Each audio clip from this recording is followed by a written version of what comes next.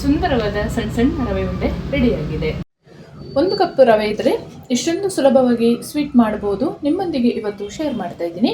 Video ತಡ ಮಾಡದೆ start ಮಾಡ್ಕೊಳ್ಳೋಣ. ನಮಸ್ತೆ ಎಲ್ಲರಿಗೂ. ಎಲ್ಲರನ್ನು ಸುಸಿಸ್ ಕಿಚನ್ಗೆ ಸ್ವಾಗತ ಮಾಡಿಕೊಂಡು ಇವತ್ತು ಅದ್ಭುತವಾದ ಅಡುಗೆ ಮಾಡ್ತಾ ಇದ್ದೀನಿ. ಬನ್ನಿ ಹೇಗೆ ಮಾಡೋದು ನೋಡೋಣ. ಒಂದು ಕಡಾಯಿ ಬಿಸಿಗೆ ಇಟ್ಕೊಂಡು 1 ಕಪ್ ಅಳತೆ ತಗೊಳ್ಳೇಬೇಕು. ಯಾಕೆಂತ ಹೇಳಿದ್ರೆ ಈ ಸ್ವೀಟ್ ಮಾಡ್ಕೊಳ್ಳೋಕ್ಕೆ ಅಳತೆ ತುಂಬಾನೇ ಮುಖ್ಯ ಆಗುತ್ತೆ. ಅರ್ಧ ಕಪ್ಪಷ್ಟು ಉಪ್ಪಿಟ್ಟು ಮಾಡುವ ರವೆನ ಹಾಕೊಂಡು ಚೆನ್ನಾಗಿ ಫ್ರೈ ಮಾಡ್ಕೊಳ್ಳೋಣ. ಯಾಕೆಂತ ಹೇಳಿದ್ರೆ ಹಾಲೆಲ್ಲ ಹಾಕೊಳ್ಬೇಕು. ಹಾಗಾಗಿ ಕಪ್ ಅಥವಾ ಬೌಲ್ ಅಳತೆ ತಗೊಂಡ್ರೆ ತುಂಬಾನೇ ಒಳ್ಳೇದಾಗುತ್ತೆ. ನಿಧಾನ ಉರಿಯಲ್ಲಿ ಚೆನ್ನಾಗಿ ಫ್ರೈ ಮಾಡ್ಕೊಳ್ಬೇಕು. ಹಾಲು ಆಲ್ರೆಡಿ ಕಾಯಿಸಿ ಇಟ್ಕೊಂಡಿರಬೇಕು. ನಾವು ಉಪ್ಪಿಟ್ಟಿಗೆ ಮತ್ತು ಕೇಸರಿ ಬಾತಿಗೆಲ್ಲ ರವೆನ ಹುರಿತೀವಲ್ಲ, ಆ ಹದಕ್ಕೆ ಹುರ್ಕೊಂಡ್ರೆ ಸಾಕು. ಈ ಹದದಲ್ಲಿ ರವೆನ ಹುರ್ಕೊಂಡ್ರೆ ಸಾಕು. ಇವಾಗ ನಾವು ಅರ್ಧ ಕಪ್ಪಷ್ಟು ರವೆ ತೊಗೊಂಡಿದ್ವಲ್ಲ, 1 ಕಪ್ಪಷ್ಟು ಹಾಲು ಹಾಕ್ಕೊಳ್ಳೋಣ. ಬೇಕಿದ್ರೆ ಇನ್ನೂ 1/4 ಕಪ್ ಸೇರಿಸ್ಕೊಳ್ಬೋದು.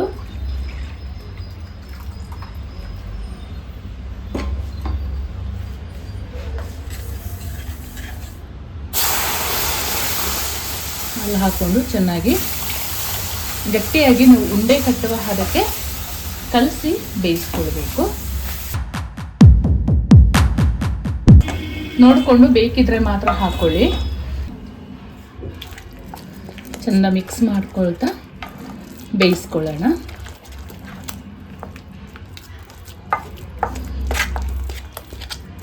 ಹಾಲು ಹಾಕಿ ಮಾಡಿಕೊಂಡ್ರೆ ತುಂಬಾನೇ ರುಚಿ ಇರುತ್ತೆ.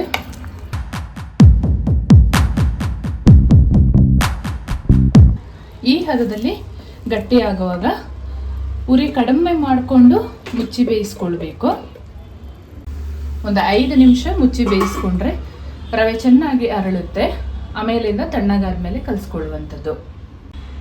5 ನಿಮಿಷ ಬಿಟ್ಟು ನೋಡಿ ಚೆನ್ನಾಗಿ ಅರಳ್ಕೊಂಡಿದೆ. ಒಂದು ಪ್ಲೇಟಿಗೆ ಸೇರಿಸ್ಕೊಂಡು ತಣ್ಣಗಾಗಲು ಬಿಡೋಣ. ರವೆ ಬೇಯಿಸಿ ಇಟ್ಟಿದ್ದು ತಣ್ಣಗಾಗೋಷ್ಟರಲ್ಲಿ ಒಂದು ಸಕ್ಕರೆ ಪಾಕನ ಮಾಡ್ಕೊಳ್ಳೋಣ. ನಾನು ಅರ್ಧ ಕಪ್ ರವೆ ತಗೊಂಡಿರೋದು. ಸೇಮ್ ಬೌಲನ್ನೇ 1 ಕಪ್ಪಷ್ಟು ಸಕ್ಕರೆ ಹಾಕ್ಕೊಳ್ತೀನಿ. 1/4 ಕಪ್ಪಷ್ಟು ನೀರು ಸೇರಿಸ್ಕೊಳ್ಬೇಕು. ಅಳತೆ ತುಂಬಾ ಮುಖ್ಯ. ಸಕ್ಕರೆ ಚೆನ್ನಾಗಿ ಕರಗಿದ ಮೇಲೆ ಒಂದು ಎಳೆ ಪಾಕ ಬಂದರೆ ಸಾಕು. ಗಟ್ಟಿ ಪಾಕ ಏನೂ ಬರೋದು ಬೇಡ. ಸೇಮ್ ಜಾಮೂನಿನ ಹದಕ್ಕೆ ಪಾಕ ರೆಡಿ ಆದರೆ ಸಾಕು. 2 ಏಲಕ್ಕಿಯನ್ನು ಸೇರಿಸ್ಕೊಳ್ಳೋಣ.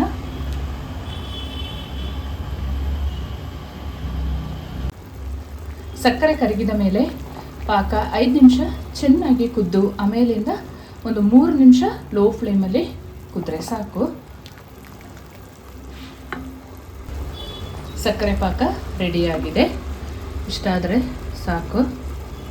ಜಸ್ಟ್ ಎಳೆ ಪಾಕ ಬಂದಿರಬೇಕು. ಇದನ್ನು ಸ್ಟವ್ ಆಫ್ ಮಾಡಿಕೊಂಡು ಬಿಡೋಣ. ಯಾವುದೇ ಒಂದು ಸ್ವೀಟನ್ನು ಸಕ್ಕರೆ ಪಾಕದೊಳಗಡೆ ಹಾಕೊಳ್ಳುವಾಗ ತುಂಬ ಬಿಸಿ ಇರಬಾರ್ದು. ಒಂದು ಮೀಡಿಯಂ ಬಿಸಿ ಇದ್ದರೆ ಸಾಕಾಗುತ್ತೆ. ರವೆ ತಣ್ಣಗಾಗಿದೆ. 1 ಚಮಚದಷ್ಟು ತುಪ್ಪ ಸೇರಿಸ್ಕೊಂಡು ಚೆನ್ನಾಗಿ ನಾದಿ ಕಲಿಸ್ಕೊಳ್ಬೇಕು.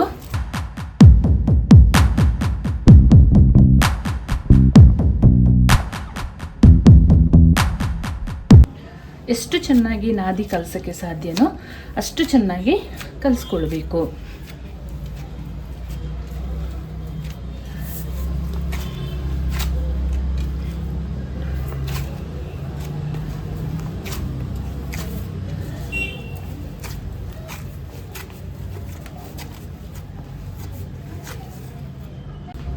ಈ ಹದದಲ್ಲಿ ಕಲಿಸ್ಕೊಂಡ್ರೆ ಆಯಿತು. ಉಂಡೆಗಳೆಲ್ಲ ರೆಡಿ ಆಗೋಷ್ಟರಲ್ಲಿ ಒಂದು ಪಾತ್ರೆ ಬಿಸಿಗೆ ಇಟ್ಕೊಂಡು ಫ್ರೈ ಮಾಡಲು ಎಣ್ಣೆ ಹಾಕೊಳ್ಳೋಣ.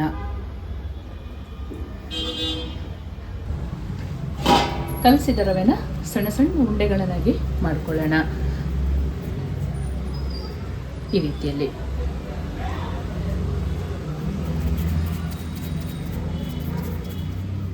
ತುಂಬ ಚೆನ್ನಾಗಿರುವ ಸ್ವೀಟ್ ರೆಡಿ ಮಾಡ್ಕೊಳ್ಬೋದು. ರವೆ ಒಂದಿದ್ದರೆ ಸಾಕು.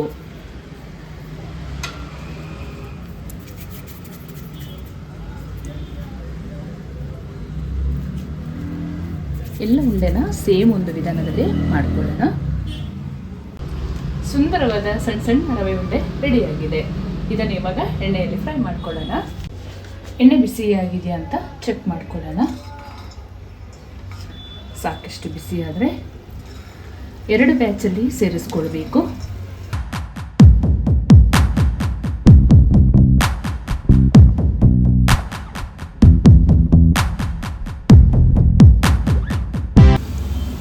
ಉಂಡೆಗಳು ಅದಾಗೆ ತಳಬಿಟ್ಟು ಬರುತ್ತೆ, ಅಲ್ಲಿವರೆಗೂ ಕದಲಿಸಕ್ಕೆ ಹೋಗಬಾರದು.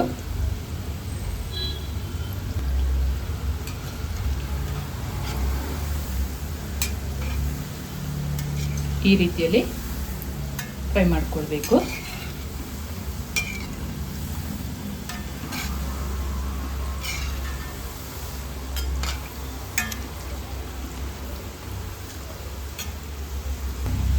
ಎಲ್ಲ ಉಂಡೆಗಳು ಈ ರೀತಿಯಲ್ಲಿ ಹೊಂಬಣ್ಣ ಬಂದಿರಬೇಕು.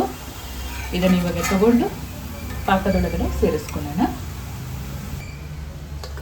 ರೆಡಿ ಮಾಡಿದ ಪಾಕಕ್ಕೆ ಉಂಡೆಗಳನ್ನು ಸೇರಿಸ್ಕೊಳ್ಳೋಣ.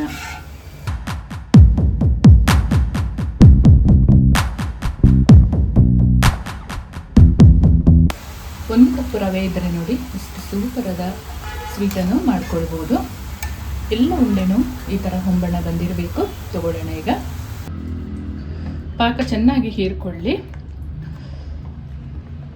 ಒಂದು 20 ನಿಮಿಷ ಬಿಟ್ಟು ಆಮೇಲೆ ಟೇಸ್ಟ್ ಮಾಡೋಣ.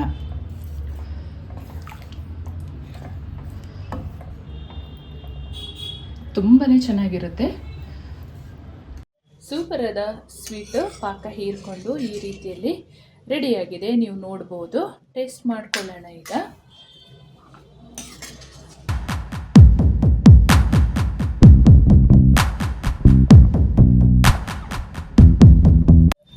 ಅದ್ಭುತವಾದ ರವೆ ಸ್ವೀಟ್ ನೋಡಿ ಈ ರೀತಿಯಲ್ಲಿ ರೆಡಿಯಾಗಿದೆ. ಪಾಕ ಎಲ್ಲ ಹೀರಿ ತುಂಬಾ ಚೆನ್ನಾಗಿ ರೆಡಿಯಾಗಿದೆ. ನೀವು ನೋಡ್ಬೋದು. ತುಂಬಾ ಅದ್ಭುತವಾಗಿರುತ್ತೆ. ಒಮ್ಮೆ ನೀವು ಟ್ರೈ ಮಾಡೋದನ್ನು ಮರಿಬೇಡಿ. 1 ಕಪ್ ರವೆ ಇದ್ದರೆ ಮನೆ ಮಂದಿ ಎಲ್ಲ ಸ್ವೀಟ್ ತಿನ್ಬೋದು. ಅಷ್ಟೊಂದು ಚೆನ್ನಾಗಾಗುತ್ತೆ. ನಾನು ಮಾಡುವ ಅಡುಗೆಗಳು ನಿಮಗೆ ಇಷ್ಟ ಆಗ್ತಿದ್ರೆ ದಯಮಾಡಿ ಸಬ್ಸ್ಕ್ರೈಬ್ ಮಾಡಿಕೊಂಡು ನಿಮ್ಮ ಫ್ರೆಂಡ್ಸ್ ಆ್ಯಂಡ್ ಫ್ಯಾಮಿಲಿಗೆ ಹೆಚ್ಚು ಶೇರ್ ಮಾಡೋದನ್ನು ಮರಿಬೇಡಿ. ಹಾಗೆ ಲೈಕ್ ಮಾಡಿಕೊಂಡು ವಿಡಿಯೋ ವಾಚ್ ಮಾಡಿ.